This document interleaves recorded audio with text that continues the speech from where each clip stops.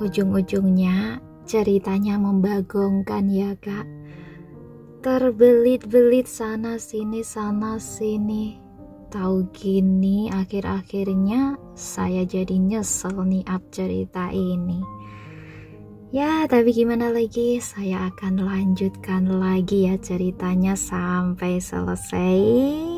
Dan next saya akan berusaha mencari cerita yang lebih bagus lagi.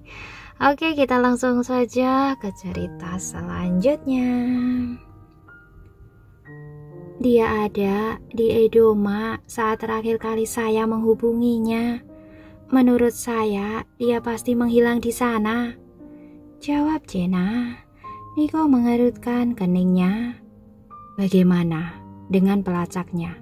Saya ingat semua orang di tim memiliki pelacak GPS, kata Niko. Saya tidak bisa mendeteksinya, sepertinya sudah dinonaktifkan, kata Jenna sambil menggelengkan kepalanya. Menurut saya, kita harus mengambil tindakan sekarang juga, Niko. Saya curiga Edoma mungkin berada di tempat persembunyian lawan kita, ucap Jenna dengan cemas. Niko memikirkan hal tersebut sejenak sebelum mengangguk setuju. Kemudian dia menghubungi beberapa anak buah Sofyan dan setuju untuk berkumpul di jalan raya yang membawa mereka keluar kota. Mereka berencana melakukan perjalanan malam ke Edoma. Setelah semua selesai direncanakan, Niko bersiap untuk pergi. Kamu sebaiknya pulang dan istirahat. Beritahu saya jika kamu mendapat informasi baru, katanya pada Jenna sebelum pergi. Jenna mengangguk sebelum mengingatkannya untuk menjaga dirinya. Niko menjawab dengan geraman sedingin es sebelum dia masuk ke dalam mobil dan pergi.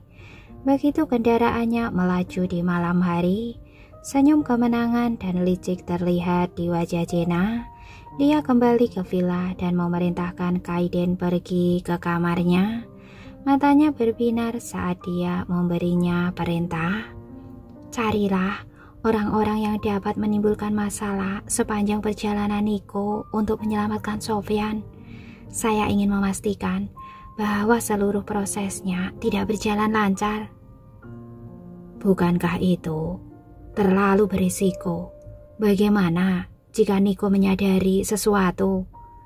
Kaiden terdengar sedikit khawatir. Tatapan Jenna berubah dingin saat dia menjawab dengan nada bermusuhan. Kalau begitu, jaga rahasia ini. Jangan biarkan mereka menyadari apapun, desis Jenna. Bagaimanapun, Kaiden tahu bahwa dia tidak akan bisa mengubah jalan pikirannya. Jadi dia tidak punya pilihan selain menuruti perintah Jenna. Beberapa jam kemudian, mobil Niko tiba di Edoma, di mana dia bertemu dengan asisten Sofyan, Tito Rianto. Tito adalah pria yang sangat kekar dan dia terlihat sangat tegas dalam pakaian hitamnya. Pak Kepala Niko. Tito menyebut Niko dengan nama yang dia panggil pada masa-masa awal mereka. Niko mengangguk, bibirnya sedikit melengkung saat dia berbicara. Informasi apa yang kalian punya sekarang? Kami telah menemukan tempat di mana Sofyan menghilang, dan kami dapat memastikan bahwa ini adalah penculikan. Seseorang telah memikat Sofyan untuk datang ke daerah pinggiran kota, di mana rute dan jalan saling terkait. Saya meminta seseorang untuk memeriksa daerah itu, dan geografi tempat itu benar-benar rumit. Ada tebing di sekitar, dan orang bisa saja menyelinap dari tebing untuk menyerang Sofyan, kata Tito. Tunjukkan pada saya petanya, perintah Niko. Tito segera menyerahkan peta tersebut sebelum menunjukkan lokasinya. Disinilah Sofyan menghilang, kata Tito. Niko menyipitkan matanya saat melihat tempat yang ditunjuk oleh Tito. Niko hanya butuh beberapa saat untuk menghafal keseluruhan peta tersebut. Ada 4 rute untuk mencapai puncak gunung. Mari kita berpencar menjadi 4 tim untuk mencari petunjuk di area yang berbeda. Kita harus tetap saling berhubungan. Sisanya akan tetap di sini untuk mempersiapkan keadaan darurat apapun, seperti perawatan atau dukungan yang diperlukan, kata Niko. Tito segera mengikuti perintah Niko dan mengirim anak buahnya ke pegunungan. Sementara itu, Niko kembali ke hotel di kota. Dia menunggu kabar terbaru dari Tito. Ekspresinya kosong dan dingin ketika dia duduk di sofa dan merenungkan hilangnya Sofyan secara tiba-tiba. Biasanya, hanya anggota tim yang mengetahui keberadaannya. Mungkinkah ada pengkhianat di antara kita? Ekspresi Niko menjadi pucat ketika dia menyadari bagaimana hal ini bisa terjadi. Jika begitu, Sofyan akan dihukum berat, terutama jika dia kembali dengan misi yang gagal. Niko menurunkan pandangannya saat memikirkan hal ini. Sofyan telah banyak membantu saya di masa lalu. Saya tidak akan ikut campur dalam hal ini jika saya tidak mengetahuinya. Tetapi, saya tidak bisa hanya duduk diam tanpa melakukan apapun, karena saya tahu apa yang sedang terjadi. Kalian, Niko memanggil anak buahnya. Saya ingin kalian menyelidiki sesuatu. Periksa apakah ada orang di sekitar Sofyan yang bertingkah aneh-aneh akhir-akhir ini. Perintah Niko. Orang ini seorang pejabat, bos. Apakah pantas kita menyelidikinya? Anak buah Niko tampak sedikit ragu-ragu dan Niko mulai mempertanyakan dirinya sendiri juga. Memang benar dia bukan lagi bagian dari tim dan tidak pantas baginya untuk mencari tahu tentang hal ini. Dia hendak menelpon Tito untuk memberitahukan padanya tentang hal ini ketika salah satu anak buahnya mengetuk pintu dan masuk. Bos, asisten Nona Jena, Kaiden, ingin bertemu dengan Anda. Apa yang dia lakukan di sini? Niko tetap mengizinkan anak buahnya membawa Kaiden walaupun terdengar sedikit menghina. Tak lama kemudian Kaiden dibawa masuk di kamar dan Niko menatapnya dengan tatapan sedingin es. Kenapa kamu ada di sini? Bukankah kamu seharusnya menjaga Jena? Tanya Niko. Jena khawatir dan menyuruh saya datang ke sini untuk membantu Anda dengan apapun yang mungkin Anda butuhkan. Kaiden menundukkan kepalanya dan berbicara dengan nada hormat. Namun pupil gelap itu memiliki tatapan kejahatan saat memikirkan rencana mereka. Pada saat itu, Niko tidak mencurigai apapun. Dia mengalihkan fokusnya untuk memikirkan tentang penyamaran di tim mereka. Dan Niko berpikir akan lebih baik jika Kaiden yang melakukan penyelidikan. Karena Kaiden adalah salah satu orang di tim, orang lain mungkin tidak akan curiga dengan perubahan tindakannya yang tiba-tiba. Kebetulan, ada sesuatu yang perlu kamu lakukan, kata Niko. Apapun itu, Pak Niko. Kaiden tampak sangat siap untuk mengikuti perintah apapun. Niko mengangguk dan memberitahukan Kaiden tentang situasinya. Saya curiga, pasti ada pengkhianat di tim yang mengungkapkan keberadaan Sofyan. Saya ingin kamu menyelidiki siapa yang mengungkapkan lokasi Sofyan. Kaiden merasakan jantungnya berdebar kencang saat mendengar perkataan Niko. Dia tidak menyangka bahwa Niko dapat menebak dengan benar secepat ini. Kaiden juga senang karena dia muncul tepat waktu. Jika Niko memerintahkan orang lain untuk melakukan ini, mereka mungkin akan mengungkap perbuatan Jena. Baik, saya mengerti. Kaiden menyetujui perintah tersebut. Dia mengesampingkan semua emosinya saat dia mengangguk dan izin pergi. Niko menyuruh anak buahnya yang lain untuk pergi juga. Suasana di sekelilingnya menjadi sunyi setelah mereka pergi. Niko merosot di sofanya saat merasa lelah. Dia memijat pelipisnya sebentar dan tidak sadar tertidur. Beberapa saat kemudian dia dibangunkan oleh suara sirene di luar. Matanya terbuka lebar dan melihat bahwa langit cerah. Dia segera pergi ke kamar mandi dan mandi. Setelah itu dia mengambil ponselnya dan pergi ke aula untuk menelpon Tiara. Dia harus memberitahukan padanya bahwa dia belum bisa melakukan perjalanan ke Lembana. Di sisi lain, Tiara baru saja selesai latihan dan kembali ke hotelnya. Tiara bingung ketika melihat Niko. "Kenapa kamu belum naik pesawat? Apakah terjadi sesuatu?" Pertanyaannya masuk akal. Niko adalah orang yang selalu menepati janjinya. Dia tidak akan pernah mengingkari janjinya kecuali terjadi sesuatu yang penting. Dia tidak menjelaskan terlalu banyak tentang situasinya. "Ada keadaan darurat yang terjadi, namun saya menyuruh Gary untuk berangkat duluan. Saya pasti akan tiba sebelum pertunjukanmu dimulai," kata Niko. Tiara sedikit kecewa karena dia tidak bisa menemui Niko keesokan harinya. Namun dia tidak banyak bicara tentang hal itu. "Kalau begitu, cepat selesaikan semuanya. Berhati-hatilah, saya akan menunggumu," ucap Tiara dengan lembut. "Saya akan berhati-hati." Niko tersenyum tipis ketika dia bertanya tentang latihannya. Tiara memilih beberapa cerita menarik untuk diceritakan kepadanya, dan mereka mengobrol lebih lama setelah itu sebelum Niko menyuruh Tiara pergi tidur. Setelah mereka mengakhiri panggilan, Tiara berbaring di tempat tidur beberapa saat karena dia tidak bisa tidur. Entah kenapa dia punya firasat buruk tentang semua hal mengenai Niko. Apakah sesuatu yang buruk akan terjadi? Dia mengerutkan alisnya dan memikirkannya cukup lama. Hal terbaik yang bisa dia lakukan hanyalah berharap bahwa dia hanya terlalu berpikir berlebihan. Sementara itu, setelah lebih dari 10 jam penerbangan, Gary akhirnya sampai di Lembana yang saat itu tengah malam. Bima menuntun Gary keluar dari bandara berjalan bersama Pandu.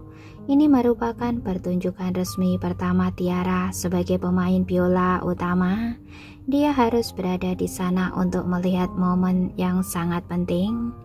Mereka bertiga bergegas menuju hotel tempat Tiara menginap. Gary baru saja meletakkan barang bawaannya di kamar dan dia mengganggu Pandu agar mengizinkannya bertemu Tiara. "Ayo, kita mengunjungi Nona Tiara, Paman Pandu. Saya sangat merindukannya." Sudah lama Pandu tidak melihat kakaknya dan dia juga merindukannya.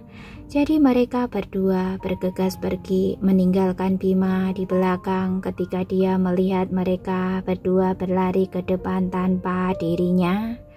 Bima ingin berkata bahwa Tiara sedang tidur, tapi menurutnya Tiara tidak keberatan diganggu. Sementara itu Tiara sedang tertidur lelap di alam mimpi dan mendengar suara ketukan pintu. Pada awalnya dia terkejut, namun tetap dengan bingung mencoba bangun dari tempat tidurnya. "Siapa?" tanya Tiara dengan suara serak sambil berjalan untuk membuka pintu. Yang mengejutkannya, sesosok tubuh mungil melompat ke pelukannya ketika dia membuka pintu. "Akhirnya, saya di sini menemuimu, Nona Tiara. Saya sangat senang." Gary menyeringai lebar sambil memeluk paha Tiara. Tiara akhirnya tersadar penuh saat itu juga. Dia menatap anak laki-laki itu dengan ekspresi di wajahnya kaget dan terkejut. "Kapan kamu sampai di sini, Gary? Kenapa kamu tidak menelpon saya untuk menjemputmu?" Tiara membungkuk dan menggendongnya ke dalam pelukannya. "Saya ingin membelikan kejutan untukmu," jawab Gary sambil mengusapkan pipinya ke pipi Tiara. Tiara merasa hatinya meleleh pada saat itu juga. Dia tidak bisa berhenti mencium dan memeluk Gary di pelukannya. Ketika Pandu melihat betapa dekatnya mereka, dia merasa cemburu. Jadi Pandu terbatuk. Apa sekarang saya bukan lagi adik kesayanganmu, Tiara? Saya sudah lama berdiri di sini, namun kamu bahkan tidak melirik saya. Berapa umurmu? Apakah kamu cemburu pada seorang anak karena mendapat perhatian lebih? Tiara tertawa sambil menatap Pandu dengan penuh kasih sayang. Gary mengangguk setuju. Itu tindakan yang memalukan, Paman Pandu. Pandu merasa geli namun berpura-pura menunjukkan ekspresi sedih. Oh, tidak. Tiara tidak lagi mencintai saya lagi. Dia meratap dramatis. Mereka bertiga saling bercanda sebentar sebelum Tiara bertanya tentang keadaan Pandu. Bagaimana kabarmu? Bagaimana kabar perusahaanmu? Saya dan perusahaan baik-baik saja, tidak perlu khawatir. Mereka mengobrol sebentar sebelum Pandu berdiri untuk pergi. Kamu harus istirahat, Tiara. Saya juga akan pulang untuk istirahat juga. Tiara mengangguk dan menyuruhnya pergi. Di sisi lain, Gary sudah tertidur di pelukan Tiara beberapa waktu lalu. Keesokan paginya, Tiara dengan gembira mengajak Gary dan Pandu keluar untuk sarapan. Mona berseri-seri dan menyapa mereka bertiga saat dia melihat mereka. Tiara, Gary, dan Pak Pandu, selamat pagi. Sapa Mona. Sekarang Mona telah menjadi pemain cadangan orkestra. Dia diizinkan berkeliling bersama orkestra. Selamat pagi, Nona Mona, jawab Gary dengan nada manis dan sopan yang meluluhkan hati Mona. Putramu manis sekali, Tiara. Mona berseri-seri sebelum dia mengalihkan pandangannya ke sosok tinggi yang mengenakan jas hitam. Matanya berbinar ketika dia melihat Pandu. Kamu juga punya adik laki-laki yang tampan. Saya sangat iri padamu. Mona mengatakan apapun yang terlintas dalam benaknya. Tiara sudah terbiasa dengan hal itu.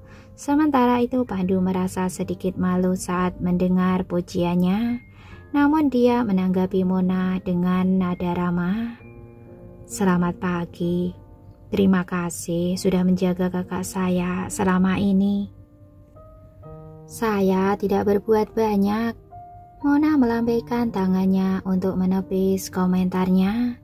Kathleen kebetulan mendengar percakapan mereka saat dia berjalan melewati mereka. Dia merasakan perasaan tidak enak di hatinya. Saat ini posisi Tiara di orkestra semakin tinggi.